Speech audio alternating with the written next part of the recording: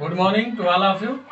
Student, today we are going to discuss about imperative sentence, narration of imperative sentence with letters. With letters. Sentence start with letters. We are going to discuss about letters.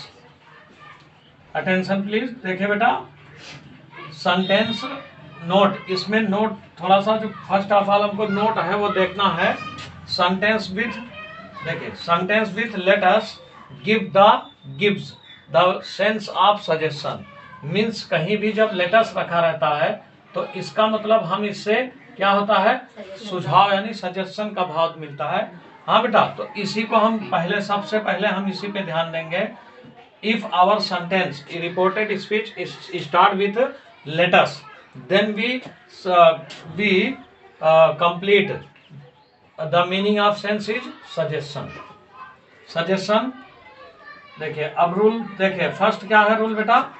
If reported speech started with letters, we change said or said to into suggested or proposed. Suggested or proposed. देखिए आराम से हम लोग समझेंगे. If reported speech start with letters, we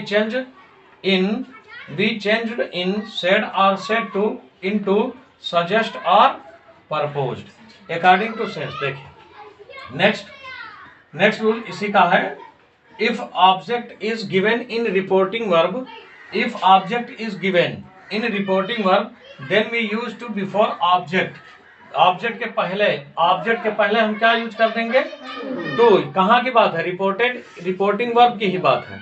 हाँ, reporting verb में जैसे मान लीजिए हम रिपोर्टिंग वर्ब में अगर ऑब्जेक्ट दिया है तो जब भी हम सजेस्ट या प्रपोज लिखेंगे तो उसके पहले टू लगा देंगे. ओके बेटा, देखिए यहाँ एग्जांपल भी दे दिया गया. एज सजेस्टेड टू या प्रपोज्ड टू, सजेस्ट टू या प्रपोज्ड टू. हाँ, ऑब्जेक्ट में मतलब रिपोर्टिंग वर्ब से ही स्टार्ट हुई है. नेक्स्ट रूल है, after object we should be use that as a conjunction. That को हम क्या यूज करेंगे, as a conjunction. And they oblique be as a subject, मतलब दैट को कंजंक्शन यूज करेंगे.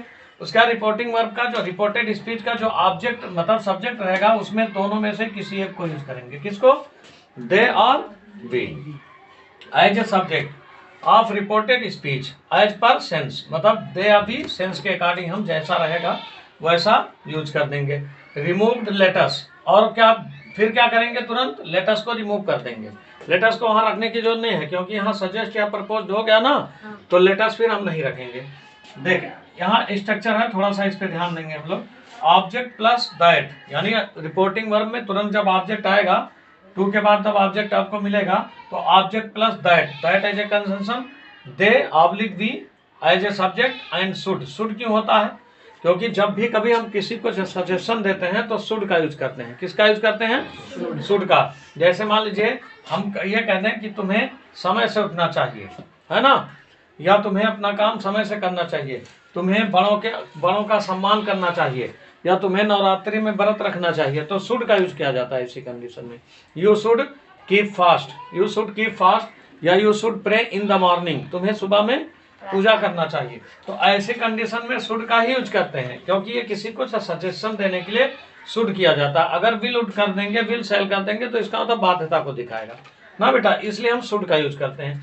और शुड के बाद आपको तो मालूम है जो मॉडल वर्ब होते हैं वो अपने साथ क्या लेते हैं, V1 लेते हैं.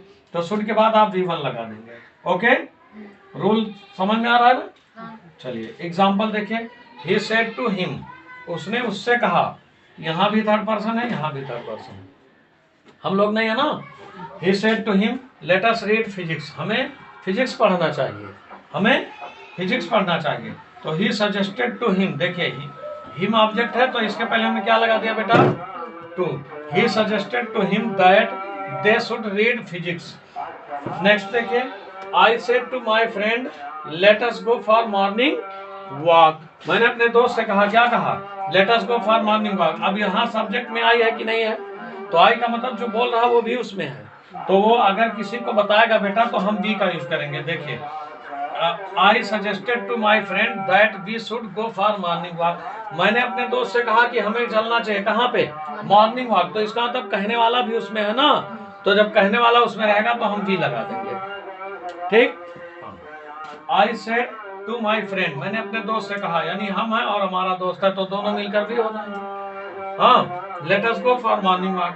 आई suggested to my friend that we should go for morning walk.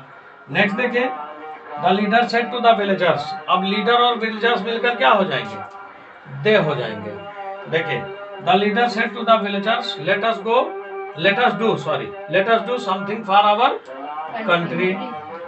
The leader suggested to the villagers that they should do something for their country. They should do something for their country, यानी leader क्या कर रहा है, गांव वालों को suggestion दे रहा है कि हमें अपने देश के लिए कुछ करना चाहिए। तो हमको क्या कह देना बेटा कि लीडर ने गांव वालों से कहा था कि उन्हें अपने देश के लिए कुछ करना चाहिए, ठीक बेटा। हम मतलब लीडर और गांव वालों को मिलाकर थर्ड पर्सन होंगे तो दे बन जाएगा ना प्लूरल। हाँ, इसलिए आप लोग इसको देख लीजिएगा, हमको ध्यान मतलब अटेंशन कहाँ पे देना है, ज्यादा केयर कहाँ पे होकर के पढ़ना है कि जब लेट रहेगा तो इसके पहले टू लेट लग जाएगा, लेकिन जब लेटस रहेगा तो क्या होगा, अगर लेटस आ गया है, यही मान लीजिए लेट अस आ गया ऐसे लेटस, तो इसके जगह पे क्या करते हैं, सजेस्टेड या प्रपोज करते हैं, और केवल लेट रहता तो ऑर्डर, एडवाइस या रिक्वेस्ट करते हैं, ठीक है बेटा। चलिए ओके।